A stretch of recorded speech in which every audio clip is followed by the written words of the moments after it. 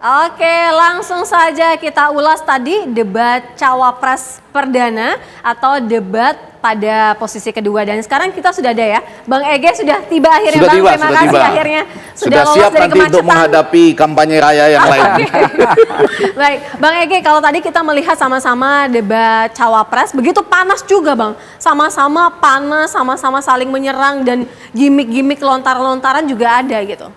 Ya, 3 poin lah ya. Yang pertama, Slepetnomik itu tidak terlalu bekerja ya. Oke. Jadi ditinggal aja di pembukaan, habis itu nggak bisa dikaitkan dengan pertanyaan selanjutnya.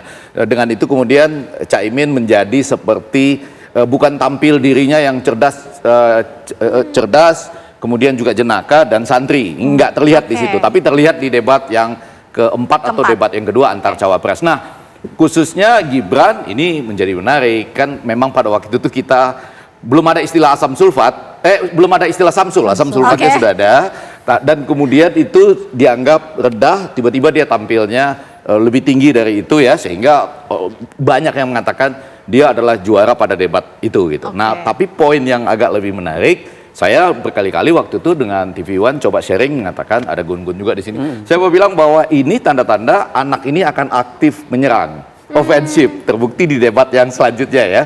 Dan dalam tanda petik saya suka mengatakan ini anak gaya komunikasinya songong begitu ya. Itu saya sebutkan di berbagai, mungkin sudah sejak tahun lalu. Di medsos pun ramai tidak sopan agak kelihatan gitu ya? tuh, agak kelihatan dari caranya menunggu pertanyaan maupun jadi pada waktu debat capres pertama dia yang menyemangati audiens. Tapi pada saat dirinya jadi peserta debat pun dia juga menyemangati juga. Jadi memang jadi semangat. Ada ofensifnya, walaupun, nah di situ ada, jadi kalau boleh ini poin A dan B-nya, di situ ada sejarah baru dalam debat di Indonesia. Apa? Sudah tidak boleh lagi main tebak-tebakan. Terima kasih juga kepada Gibran, karena dia menggunakan istilah itu, akhirnya KPU dan para panelis yang terhormat, yang sebetulnya sudah menahan diri loh. Saya baru dengar cerita Gun-Gun bahwa mereka sendiri nggak mau menggunakan istilah apapun yang membuat setidaknya publik nggak paham, karena debat kan buat publik. Ya, diksinya itu nah, panelis sudah menahan diri, tapi para capres dan cawapres pada waktu itu dimulai oleh Pak Gibran, jadi sejarah baru. KPU mengatakan nggak boleh main singkatan-singkatan yang nggak dipahami, terminologi harus dijelaskan. Nah, dan SGIE itu salah.